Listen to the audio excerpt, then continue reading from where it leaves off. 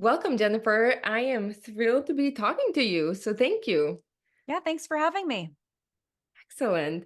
So we're recording this on a Sunday, on a beautiful spring Sunday, at least here in North Carolina.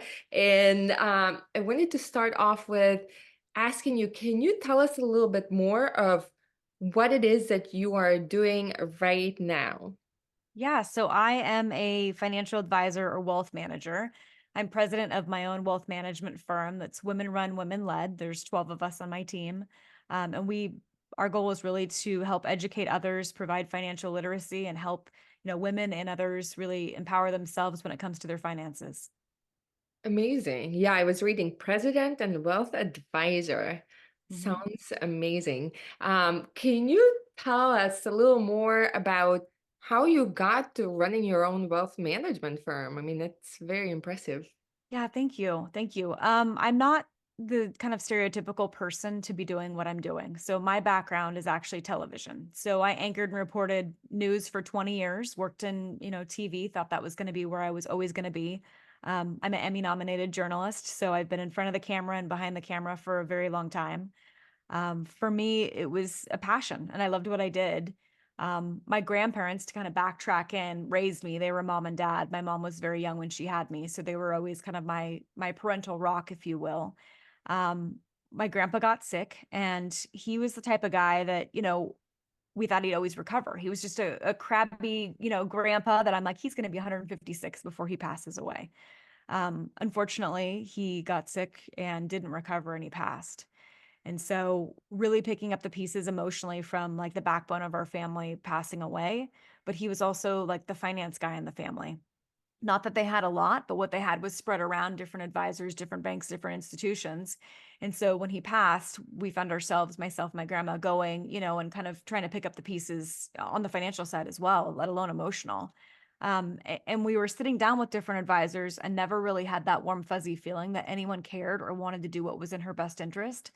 And so in that moment, she said, if we're going through this, imagine how many other women are going through it too. And I said, okay, I'll learn everything I can. So I had a huge pivot in my life and my career in that moment where my goal was to, help educate her, help make sense of investing, but realizing we weren't the only ones in the situation. There's so many other people that are looking at finance as a foreign land. And I really felt that it was, God, the universe, everything kind of putting me in that pivot and really changing my life path. So when that happened, gosh, it's been 15 years since I've been working in finance as a financial advisor since then. Wow, that's a huge pivot. So from successful on-air journalism career Mhm. to finance and wealth management. So one thing is you're dealing with this on a personal level, right? The impact, and you're really in it and feeling it.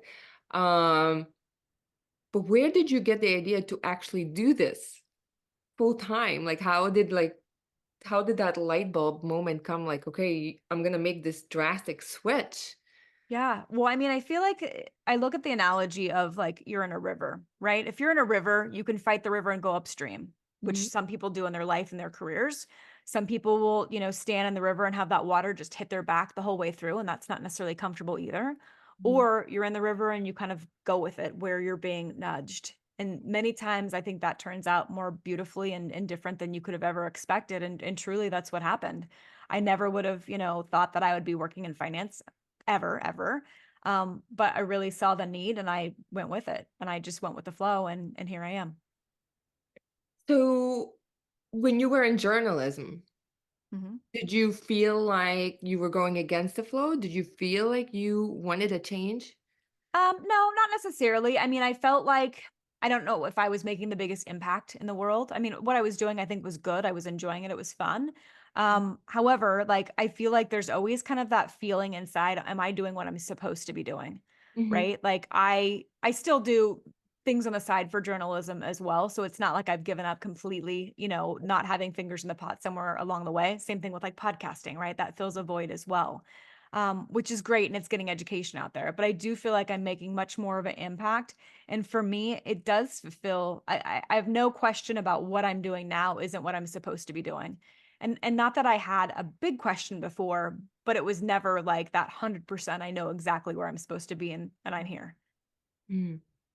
Wow. And does it feel like that now? Do you feel like now you're doing your life's task? I do. I do. 100%. Like there's no doubt in it. Just like I shared, like really, I didn't have a huge doubt in television, but you always had that little bit of a void. Like, am I making the biggest impact in the world? Am I helping enough people in the world? And now I don't question that. I feel like I am making a bigger impact now in this career path, and I'm where I need to be and where I'm supposed to be and where I'm enjoying being. Yeah, because I think that, okay, if you are in a job and you know, like it's draining you, right? There's this void, like something's missing. There's a discontent type of feeling, but in a situation like yours, when you are not necessarily feeling it, it might be okay, the impact, but you don't feel like you're so misaligned. I think it might be even harder to make a switch. I just went with it. It wasn't, I don't think it was hard at all. And I think that's where, I mean, you know, intuitionally, like inside, if you're in the right place, if you really sit back and listen to yourself, um, TV is hard. It's a hard career path. I mean, people think it's very shiny and glowy and fantastic. It depends on what you're doing. But I mean, there were many days that I was working 14, 16-hour days, sometimes 24-hour days if there was a fire or something, big Mhm, national news breaking, if you will, right? So there's different aspects of doing that. And was that draining? Of course it was. Did I find enjoyment in it? Yeah. But did I think it was my end all be all? I didn't. And I didn't think I was making the biggest impact. So there was that, like I shared. Um, Whereas now I think going with the flow and just not fighting things, right? Like mhm, again, fighting that upstream, I didn't want to do that. I didn't want to feel that. I've seen that before. I've seen other people do that around me. I mhm. wanted life to be not that it's always easy, but you're doing the right things when you're moving in the right directions. It shouldn't be a fight all the time. It should go how it's supposed to go and go relatively smoothly.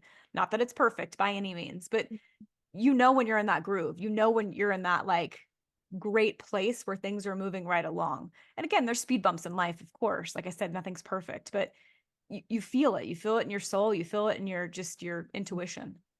Yeah, that's beautiful. Because I'm just thinking, okay, so here you are, you're going through that event, right? The emotionally hard event for you and your family.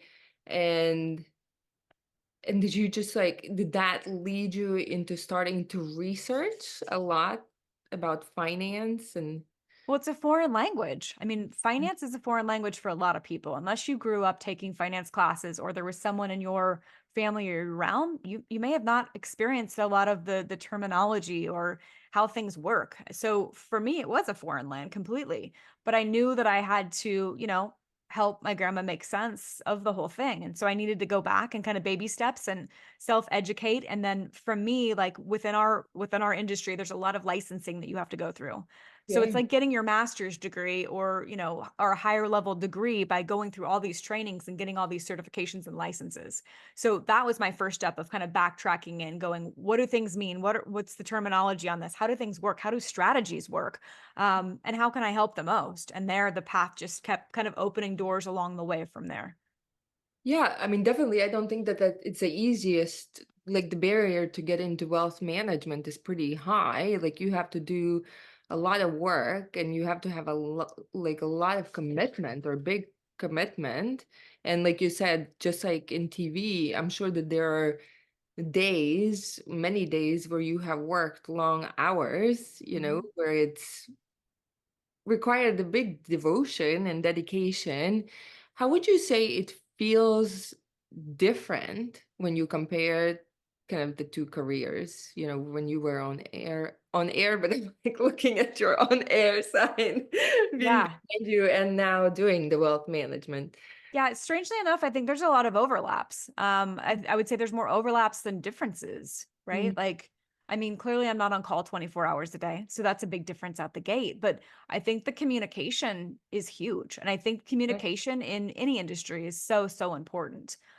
With wealth management, there's the psychology behind it too, right? So when you're interviewing somebody in TV, you're asking questions, you're listening, you're hearing what's going on with that person and trying to find out how they tick and also how to you know have them comfortable in sharing what's going on in their world or in that moment. Wealth management's similar. You want to find out why people are ticking, the psychology behind why they're saving or whatever their goals are financially, right? There's a whole psychology behind both of those.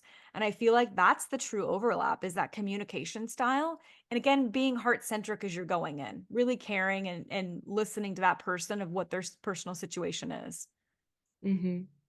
And when you say the impact, so how do you feel um, the difference that you're making, right? The impact that is really moving your heart and soul.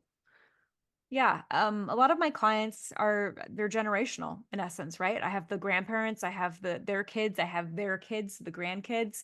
So watching those families, grow and navigate and reach financial goals, that's huge. Because I feel like with money people can look at in different ways. But what's the ultimate goal why you have money or why you save or why you invest? For many people it's time. It's really freeing up so they have more time to do what they love. Either that's spending time with loved ones, traveling, whatever that is. Everybody has a different reason why, but it's helping them achieve their why so they can live their best lives, right? It's giving that freedom, that flexibility. So, helping someone design a plan so they can make their lives even better, regardless of where they're starting out, whether they're starting out, starting over, or, they've been investing for a long time. There's definitely things that we can do on the financial planning side to, really help them reach their goals and go towards their goals. And that's huge because that's freedom. Yeah, I'm just thinking, and I'm thinking because like I have a son in high school, and kind of when you talk about the education, it's kind of like I'm even thinking, where do you start, right? It's kind of interesting that in our education system in high school they don't even teach, right? Like, okay, basic, like open an account, right? Basic financial literacy. Like, how did we miss the mark so much? Because I mean, it's like a huge area of your life. I mean, I think a lot of things are unfortunately missed in high school and in college for that matter. Unless you're a finance major or an accounting major, many times there's not, a necessarily a business class or a finance 101 that's required for you to graduate. So I feel like this is where it really leans into financial literacy that's out there, which is good and bad, right? There's folks all over, YouTube that maybe aren't licensed who are sharing information or misinformation on that. I think finding someone who is not only educated, but somebody who's licensed and who basically knows what they're doing and do it as a career path, that's a great person to kind of listen to or get mentorship from. There's a ton of free financial literacy that's out there, but it's back to your original point. It's really taking it upon yourself and taking the responsibility to be like, I need to learn this. And what you don't know is what you don't know. So I think for parents and for grandparents, really trying to like plant a seed and educate the younger generation so they're in an even better place than we are. So for example, like my stepdaughter. So I came in her life when she was 3. And when she was 3, I was like, "Okay, I want you to be the strongest, woman, whatever you choose to do in your life and whatever that looks like." And so from when she was really little, we were like, "Okay, we're going to take a little bit of your money and we're going to invest that." And she was like, "Okay, yeah." And so for us, it was very simple. Like she liked Disney. So we were like, "Okay, we're going to buy you little bits of Disney stock and that's going to be kind of how you're learning along the way." So finding something that kids gravitate towards, they have more buy-in because then they like what they're doing as well. So there's just a different kind of mindset there. So for her, it was Disney. So I remember going with her when she was a little bit older to Disneyland, and we went in, and she's like, "I own this place." And we're I like, love no, no, you don't own the entire place. Maybe you want to rock here with, the little bit that you have. But for her, it was planting that seed when she was so young. And now she's 14, right? So for her, she's like explaining to one of her friends like how a Roth IRA works, which is awesome and such a proud parent moment for me because she is also sharing it with her peers as well. And people are like, "How do you know this?" And she's like, "I've just grown up with it. It's just how it works. This is how it is." And so just seeing that and being able to plant a seed when they're younger, whether that's your kids, your grandkids, your nieces, nephews, whoever that is around you, because you want them to have a better experience than maybe you did along the way. Oh my God, yes, that's so amazing and an awesome story. Like it's interesting. Yeah, definitely it's upon us, upon the parents, but I'm just thinking that of course we don't want to be victims, but at the same time we spend 5 days a week teaching math or biology or checking some kind of box that we will, the kids will never use, but we don't teach them finance is still, you know, pretty crazy if you think about it. Uh, It is. I mean, even things like, I mean, it sounds cliche, but like back in my day, not to date myself, but like we at least had a home ec class in high school, right? Where you had, or actually, I think it was even junior high. It was a long time ago, but it was like they taught you how to make food, right? Like how to work an oven, how to make some right. food, how to like make a cake, like how to make a dinner. Like, I mean, clearly, like kids don't know that, right? I didn't know that. Like I learned it. Yeah. It taught you about how to have a checkbook. The very, very basics, but it Yeah, was saw a still, button, right? there So was something there. And now, like, there's nothing really that teaches you really the 101s of life, which I think is so important. So that's where I think, reaching out for financial literacy or again, social media plays a big role in that. And you want to make sure that you're getting accurate information of whatever it is you're trying to learn. So, yeah. No, definitely. And who what is your sweet spot? Like, who are the people that you work with most? yeah. So we're very different. My team, so I have a team of 12. It's all women run, women led. Mhm. My team are very relationship driven, and that was built by design. So you'll see commercials on TV, call us if you have over $1 million or if you have 15 million or more, or half a million or more. Mm. We have very, very high net worth clients, but we also have folks that come to the table that are like, can you help me get on track? Like, here's all I have. Yeah. I mean, we're all about the relationship. So if someone's not going to help you, no matter where you're at and whatever stage of life you're in, how are you going to get to that next step if you don't have somebody supporting you along the way? So for us, it's not about the dollar amount. We don't have a minimum. We're about the relationship. Okay.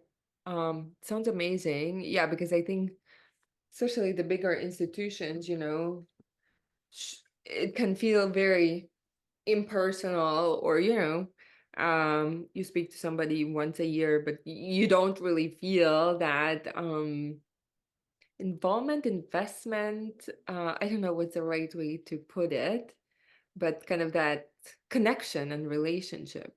Yeah, and the relationship's huge. And again, I think I mean, I feel like that's a missing piece in our society today. Mm. When you go to, and this is kind of me going off on a tangent slightly, but when you go in a restaurant or you go in a bank or you go in somewhere and someone really gives you a good level of customer service, they Yeah. care, they're listening, they're warm. It's like a big, bright, shining star these days, right? Because we don't experience that consistently. Yeah. No matter what that is, whether you're getting coffee from someone or whatever. So when someone goes above and beyond and like cares and is heart centric about what they're doing, regardless of what it is, it stands out so significantly. And so for us, that was hugely important too, is being able to stand out because we do care. We do want to help. We're here to serve and we're heart centric. And that's a lot of the feedback that we get. It's so different than necessarily a big firm. Not that big firms are bad, not to say anything disparaging there, but we really care and we want to help and we want to serve. So again, that customer service shining star, really concierge feel is what we strive for.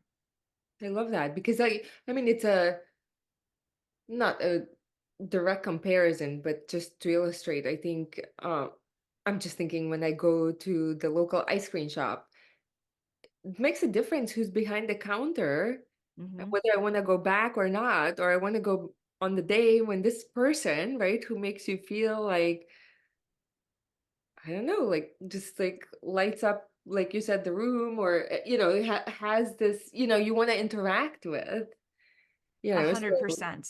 100%. it makes so much sense because I can even remember, if I go to, I like to support local businesses, right? And even if I go to and I want to support something, but if the vibe or if the owner kind of is not very welcoming and you just don't get the warm and fuzzies for the lack of better word, like, Yeah. I'm sorry, I don't want to go back. Yeah, so Yeah. that's fantastic. Can you walk us through a little bit more about how was the transition and kind of the steps that you took from journalism to actually building your own wealth advisory firm? Yeah, it wasn't easy, right? Like it was definitely it was challenging, but it was good, but it was hard. I feel like kind of backtracking and like you had a question earlier too about like how hard is it to get in or break into an industry. With TV, it was one of those things we were told all the time. With every one job that we had, there was 1,000+ resumes behind the scenes of someone who would basically do our job. So Mhm. super competitive in that field. In finance, also competitive. There's a lot of education that goes into it behind the scenes because before we can, serve or really present strategies, we have to be licensed. So you have to go through quite a licensing ordeal is not the right word, but it's a lot, right? To Right. get a Series 7, a 66, an insurance license, whatever additional licensing that you have. But to be able to talk about certain strategies, you have to be licensed to do so. So it's Mhm. not like you just kind of say, "Oh, I'm going to do this." Like It's there's one of the more definitely regulated industries, right? yeah, which is good. I think that's not a bad thing, right? It's good because we want to make sure that people are protected. But really going through, I would say for the licensing, it was like getting your master's degree. You're studying, 12 plus hours a day. And for me, it was challenging. I mean, I came from a world of TV where it was communication, and now I was delving into, financial strategies and a lot of math and a lot of things that I didn't do on a day-to-day basis when I worked in television. So it was really using my brain in a different manner, and it was hard. But I'm glad it was hard because this is not an easy job. I don't take this lightly. If somebody invests $1 with you, that's $1 that they worked so hard for, regardless of how it came to them. And you want to make sure that that is being honored and that you are doing your due diligence to do the very best for them.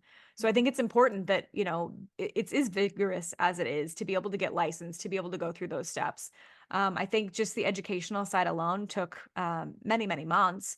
But the difference is too, I'm consistently learning. I'm taking classes every year. There's continuing ed. I mean, there's always things that we are learning in our industry.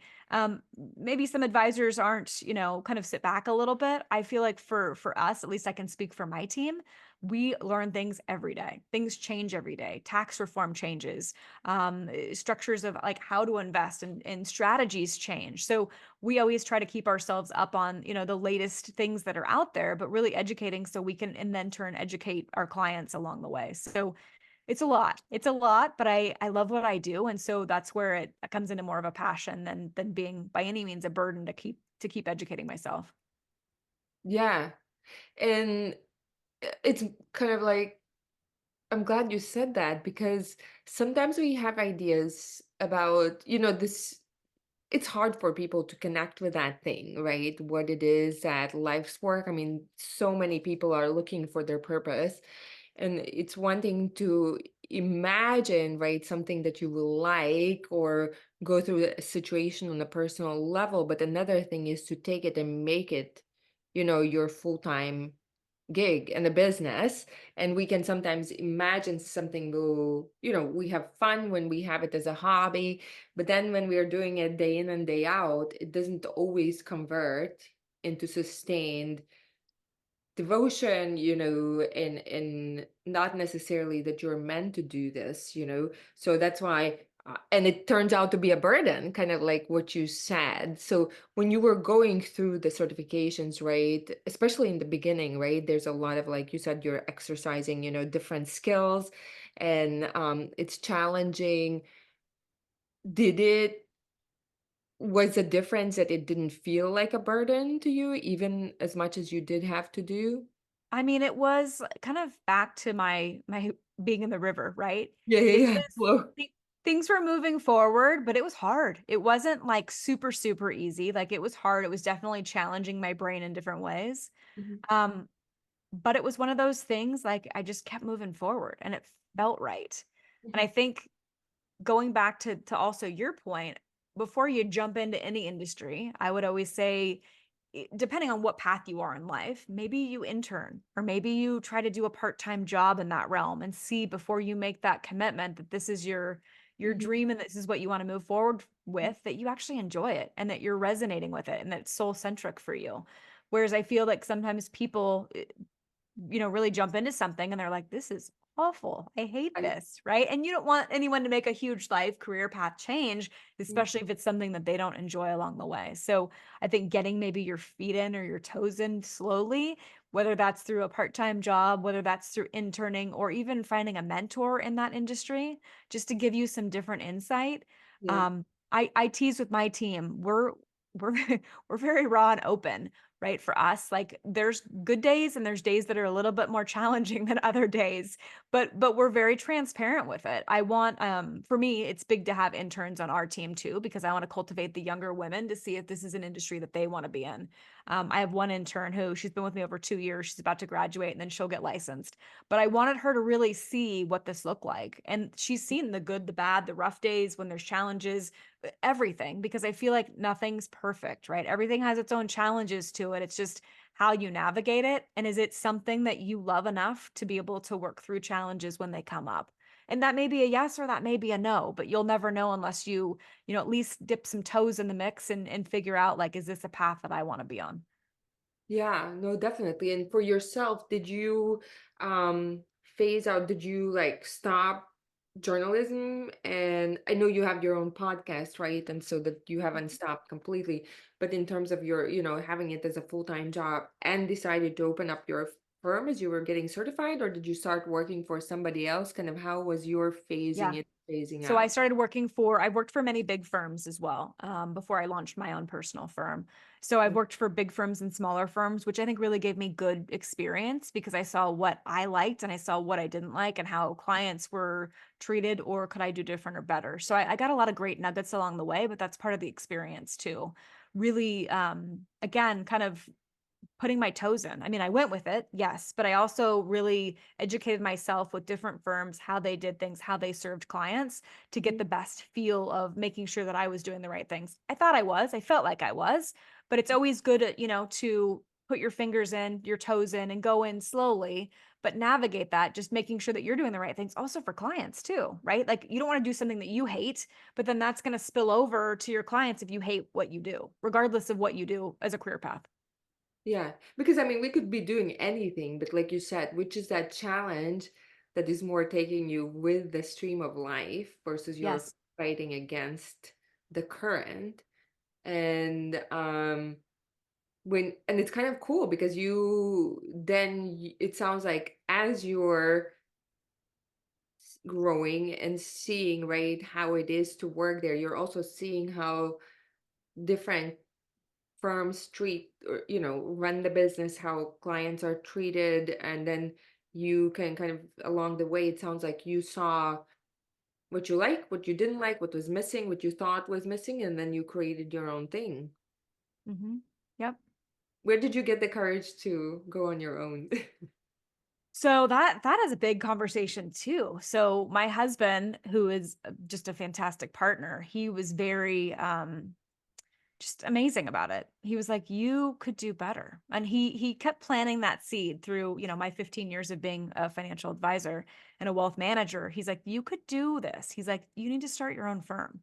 And so very early on, he was planting those seeds. And that is scary, right? Ultimately, to be a full entrepreneur, like I tease, like when it's your business, you're buying the pens. Like when you work for somebody, they buy pens, right? You don't think about it. You're like, "Oh, there's pens, whatever." When it's your business, you're doing everything, everything down to buying the pens. Mhm. And then as you build a team, you're responsible for other people and you're responsible for their well-being and how do they pay their mortgages or their rent or get their groceries.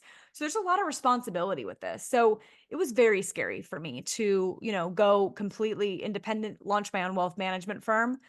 But it also one of those things that felt right. I was being as calculated as I could. It felt right in my heart, and I knew things that I could do different that would be serving in a different manner than what was out there. Back to the customer service side of things, right? I knew I didn't want to put people in a phone bank and have them bounce around for 45 minutes and then get hung up on. I knew that if I was with a client, that person could leave a voicemail, my team would get it, I would get it, we would call you back. You know us. We're not punting you to a phone bank in some far off land. Mhm, Again, not to say anything disparaging about that, but I knew I wanted to do it differently. mhm, So I think for me, it was the excitement of having that, being scared to death to basically do your own firm and to launch your own business, and then to be responsible for others. It definitely lights a fire underneath me every day, right? To do what we do, to do it in the manner that we do it, but to lift others on my team as we're going. It's beautiful. It's really a beautiful thing, but it was a scary journey to get there for sure. yeah. And how did you 12 people? I mean, that's like you said, a lot of like, I mean, that's amazing. And how long did it take you to get there? So I've had my firm a little over 5 years now. So we've had very rapid growth, which we're grateful for. And interestingly too, like for my team, I didn't search. Like I wasn't putting out an ad saying, "Hey, I'm looking for an employee," or "I want a staff member, I want a team member." None of that. It was Mhm. people that just kind of landed in my lap, which was wild. So, for example, my intern, her name's Ileana. Ileana, funny story. I was invited to this women's luncheon and her mom was sitting next to me. And her mom's like, "Oh my gosh, my daughter just like keeps yelling at everybody that they need to put money into a Roth IRA and they need to save money and they need to have emergency money." And I was like, "Who's your daughter? Like, tell me all about this girl." And so I ended up meeting Ileana and like she's been my intern for over 2 years and several months. And she's fantastic. She's just a fantastic young lady. And for her, she's like, she says this, she's like, "Look, I'm Hispanic." She's like, "I'm a Hispanic girl." She's like, "My culture isn't," her family where she lives, she's like, "My culture isn't necessarily the best about investing. They don't understand it. They don't get it." She's like, "I want to be the one that makes a difference for the Hispanic community," which is so beautiful and so empowering. And when she says that, that is a big deal. That's how I know I'm doing the right thing. So I can lift women like Ileana up so she can help support others along the way. And there's going Mhm. to be someone behind Ileana that she can lift up. And so that person can help others along the way. Mm. So that's the beauty in this, right? Being able to do what I do, serve how I serve, not only help clients, but also lift my team as they lift others behind them. Mm. That's, I think, where the magic happens. I love that. I You made me think of a couple of things. One is I might have an intern for you in a couple of years because one of my friend's sons, I think he's 12 or 11, and he's already so anxious about his retirement and investing. I mean, like it's so atypical, like where I'm like, oh my God, that is totally, the kind of person, right? Who knows something's planted there. Like there's a seed planted that's not just a job, and that person probably will go somewhere that route, right? Because you don't meet many anxious 11-year-olds thinking about their 401(k) play. No, no, and that's a big deal, right? That definitely stands out, but there's something that triggered him, right? To really have that passion for it and Yeah, have that conversation about it. So that's awesome. yeah. I mean, the kid wakes up thinking about this every day, and it's like that's very, very clear.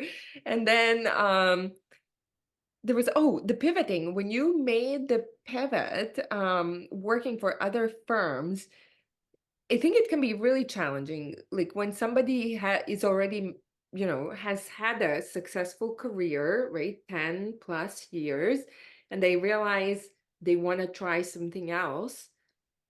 Many times it's hard by sending the resume or to get that first job, to get that entry point into a new career. I think that's where that mentorship comes in, right? Reach out to somebody who's in that industry. If you don't know of someone, ask your friends and family. Say, "Hey, who do you know that works in this industry?" Right? They'll be able to point you somewhere along the way. So at least you can get an entry point to have a conversation. And then I would say, have a conversation with that person. If they're in your, community, go out to coffee. Say, what are the goods, the bads, the uglies of your industry? What Mhm, would you do differently if you could look back on this, job path, career path, 10 years, 20 years from where you are now? mhm, Again, I'm I'm an open book, so I'll tell you the goods, the bads, the uglies, right? For anybody that wants to pursue a career either in, television journalism or, within finance. I mean, there's goodness and there's struggles, but I think knowing what that looks like and knowing if that's a path that you want to get on, knowing, all sides of things, mhm. that's I think the best conversation initially to have before you jump anywhere. I love that. So you're talking about like an informational interview with somebody who's doing it, reaching out to them. And I think in your story, I've heard it also in the past. So when a change, like pretty drastic change happens through kind of personal, like kind of what you said, it's just illustrating this that something is meant for you, where you're going with that flow or with that stream, and that it gets brought into your life through the life circumstances, and that you have to kind of pay attention Yes. to it. Yes, you have to listen. I feel like we get pokes, and again, regardless of what your belief system is, God, the universe, whatever, right? we get pokes of if we're on the right path or if we're not. I feel like life gets very uncomfortable if you are not doing the right things. If you're not with the right person, if you're not in the right environment, if you're not in the right career path. It gets uncomfortable. It gets uncomfortable to force you out because many times you're like, "Oh, I'm okay. I'm comfortable. I'm doing all right." Like, and you don't want to make that change Yeah. until it gets really, really uncomfortable where you either have to make that change or you're getting a big poke like, "No, here you go. There's another path for you that's better or different and maybe even more amazing than you could have ever dreamt for yourself." Yeah. And what was a poke for you as you okay, so your grandfather passed, That right? was it. Or That was a huge, huge, like that was like a shove, I feel like, right? Like that wasn't even a poke. That was a shove because yeah. it was emotional. It was a huge emotional event. I mean, he was the backbone of my family in so many different ways. And at that point, I was trying to help my grandma navigate. And then I'm like, okay, well, my grandma's going to live with me. Of course, I want to help take care of her. So my life completely changed in that moment, which I'm so grateful for. And I'm grateful for the time that I had with my grandma when she was here. And I'm grateful she was living with me. And I'm grateful for the Mhm. path I got nudged onto. I mean, really, like I look back on that and I'm like, I would never would have had the foreshadowing that that would have been where I'm, going or where I'm going to be nudged to. But I'm Mhm. so grateful every day to be where I'm at. Mm. Well, thank you so much for sharing your story, Jennifer. How can people find you, follow you, and connect with you? Yeah, so we're on social media everywhere. Platinumwealth.net is the website. On that website, too, if you want to share your information, we do free financial literacy. We have classes that are virtual. So we've got clients throughout the US. So we do a financial foundations class. It's a 4-part series, more of a finance 101, totally free, offered through Zoom every single month. My team hosts that. I host a virtual coffee chat where I'll bring on different, financial experts in different fields, and we'll kind of talk through and do a Q&A format there. And then the podcast. So I do a weekly podcast. It's called Platinum Talks Wealth. We talk about money memories, financial infidelities, and why people are the way that they are. So a lot of things that we do, really on that free financial literacy side. But if we can help in any way, or you have questions, or again, however we can serve, let us know. That's amazing, and thank you for sharing that. Honestly, I'm thinking I might take your foundation class, and I would invite anybody, right? Because I know that I've been so on and off inconsistency, with managing my own finances actively. It's more like this ostrich syndrome. Like it's just like I'm sure this is like 90% of people or many. And it's kind of like very much like inconsistent.